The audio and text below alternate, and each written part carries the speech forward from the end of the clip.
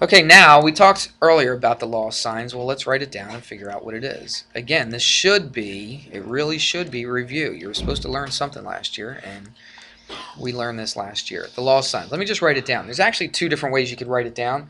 I'll show you a little way. Last night I was sitting there watching tons of YouTube videos on different teachers teaching the law of signs all these different ways. Okay, it's really incredible how many different takes that people have on it. It really is. And you should do that once in a while. Just get on there, all right? Just search for, law signs, and you're going to find all kinds of teachers teaching it all kinds of different ways. Now, they're all basically the same way, but there's little twists, little different nuances that every teacher has to teach it. I sit there and I think, why in the world would they do that? Okay, but then some people I watch, I'm like, wow, that was good. That's a great idea. I would never thought about explaining it that way. So it's good to hear a different point of view instead of just one person's point of view all the time. So I encourage you to do that if you can. All right, let's do this. We're going to write down a couple ways to look at the law of signs, and they're basically the same thing. So it's a over sine of a. Now, when I say little a, obviously we've talked about that. What does that represent? What's the difference between lowercase letters and the upper? Angles and sides, right? Yeah. All right, so now watch. We have three of them. Usually when we have an equation, we only have like three things, don't we? I mean, sorry, two things. This time we have three things, which is a little bit different. But what we're going to do is we're just basically just pairing them off, all right? Even though we have three of them, you're either just going to pair this one, or you're going to pair this, or you're going to pair the first and the third one. That's one way to write it. You could look at it another way. You could just take the inverse of everything here. All right, just flip everything. It's the same exact thing. It doesn't make any difference. So you could look at it like this. Now again, as I was looking at a whole bunch of teachers doing this last night on YouTube, some people, most of them, actually stick with just one way to write it, and they put it in that way every single time. I'll show you just something that, I don't know, it's not like I came up with it or anything. It's not that big of a deal. It's not that earth-shattering, but just how I like to approach solving these things. When you're solving, you have fractions. I mean, if you have these two fractions and you know three of the four things, basically, what do you do to get one of them by itself? Cross multiply, right? And that's what most people teach you how to do. And that's fine. You could do that. But what if you're solving for A and that was on the bottom? All right, yeah, you could cross multiply, but what would be easier? I've got it written up here. What would be easier if I wanted to solve for side A?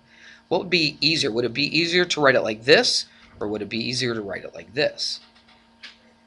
What do you think? If I wanted to solve for A, side A, little a.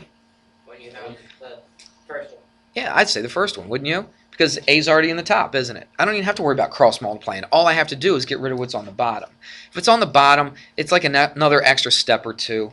I don't know. I just think it's easier to do it this way. You'll see what I'm talking about once we get going. You may be looking at this and thinking, what in the world is he saying? But once we actually start doing an example, you'll see what we're doing, right? Does this come back at all to your memory from last year? This stuff? Okay. You didn't have it? Oh, that's right. You didn't have me last year. Okay.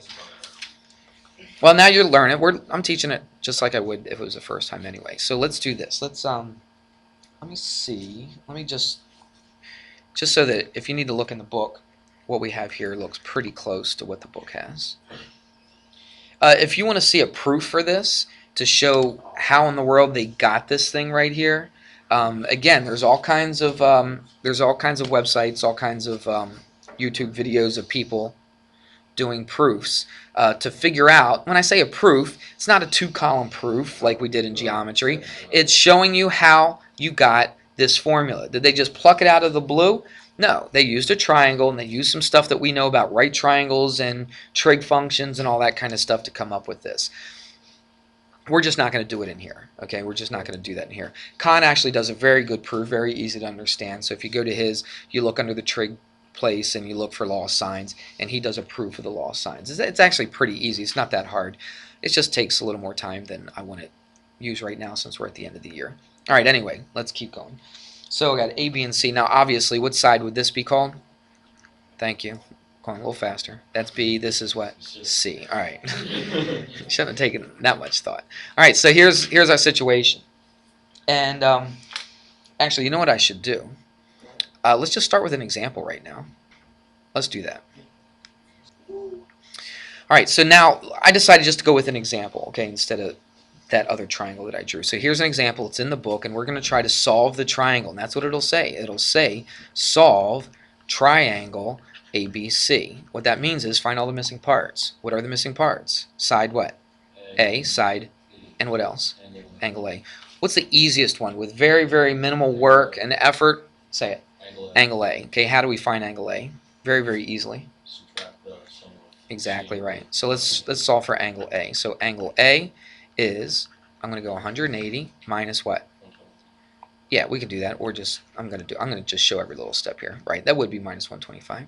But we can do this a little easier. What's 180 minus 80? It's 100, right?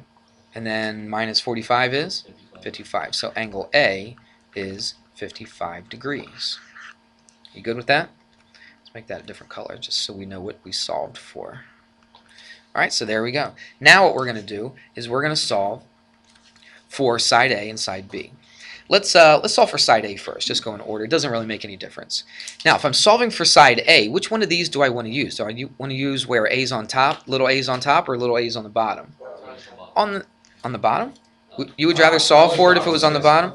I would rather solve for it if it was on the top. It's in the numerator, right? It's a lot easier to solve for. So I'm going to do this one. I'm going to put it on the top. So watch what we do. We go A over what? What does it say? The sine of 55. Good. So it's the sine of 55 equals. Now look, we're solving for this. That means we need to know both of these things on the top and bottom. Which one of these do we know both of them? The C, that's right, because we know side C, we know angle C. Does that make sense? I can't do B because look, if I put a B here and sine of 45 down here, I got two variables and I can't solve for it. Agree? So look, I'm going to use the ones that we know. I know side C, I know angle C, so I'm going to use those. So I'm going to put a 3 right here, and this is going to be the sine of 80 degrees.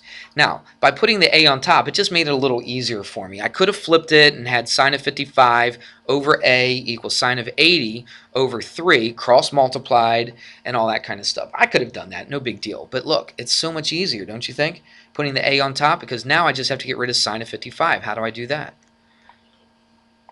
Multiply, good. Multiply both sides by sine of 55. So it's 3 sine of 55. See how easy that was? Didn't even have to worry about cross multiplying, did I? And then now you just plug that in the calculator. Okay, so I put in 3 sine 55 divided by sine of 80 and hit enter, and I get about, let's go 2.5. We'll just round it to a 1 decimal place. Okay, so A is 2.5. So I could put that in right here. Well, I said I was going to make that a different color. So is 2.5. So everything in red is the stuff that we are solving for, correct? What's the last thing I need to do now? Side B. So let's do the same thing. All right, it's almost identical to what we did with A. So we're solving for B, so I'm going to put the B on the top. If I was solving for one of the angles, I would use this down here, wouldn't you? So that the angle's on the top. Make any sense? Okay, so I'm solving for side B, so I'm going to use this one right here. So put B on the top over the sine of the angle that's opposite, which is 45 degrees. Now look, I do know side A and angle A this time, but 2.5 is not an exact answer, is it? It's an approximation. So I like to stick with the original numbers that they gave me to begin with. Okay, now you could use this, but you might be off a few decimal places, all right, depending on, you know, significant digits and all that kind of stuff. You could be off a little bit. So I'm going to stick with the original numbers that they gave us. So let's do that 3 and 80 again. So it's 3 over the sine of 80. Look, this is almost identical, just the numbers are just a little bit different. Solve for B. Multiply both sides by the sine of 45. I think that's the easiest way algebraically to do that. All right, and then you plug that into a calculator and let's see what we get. All right, just put it in the calculator. There it is, 3 sine of 45 divided by the sine of 80, and you get 2.15. Let's go 2.2 since we're rounding it to 1 decimal place. Is that all right? And let's change that to red. All right, so what did I say, 2.5? 2.2. I'm sorry, I was looking at that one. It's 2.2. All right. There it is, and that's what B is. It's 2.2. All right. I sure did. Why am I keep putting 2.5? I don't know. I got something. There we go. It must be. It must be. Yeah. What's your favorite number? 2.5. Yeah. All right. So there you go. You use law of sines. Now watch. Listen before we finish up. we were given what? We were given two angles, right? And one side. When you have that situation, it usually works out pretty nice and easy like this. Okay, that's probably about the easiest situation that you'll see with the law of sines. You will be given, I'm not going to do an example like this, but you might see it in the problems, where they're going to give you one angle and two sides, and you're going to have to find one of the other angles. That's when you're going to solve for this. If I wanted to solve for B, right, and I put all the stuff in, what am I going to do? What's my very last step in order to get B by itself? Take the what? We got to get rid of the sign. How do I get rid of the sign? Take the inverse sign. That's right. So be aware of that. We didn't do an example like that, okay, but be aware that that will happen in some of those problems. All right? Everybody okay? All right. All right, that's it. Let me give you a homework assignment. All right, there's your homework, section 13.4, 13 to 20. It's two different assignments from last night and tonight. Okay, this is a completely different assignment.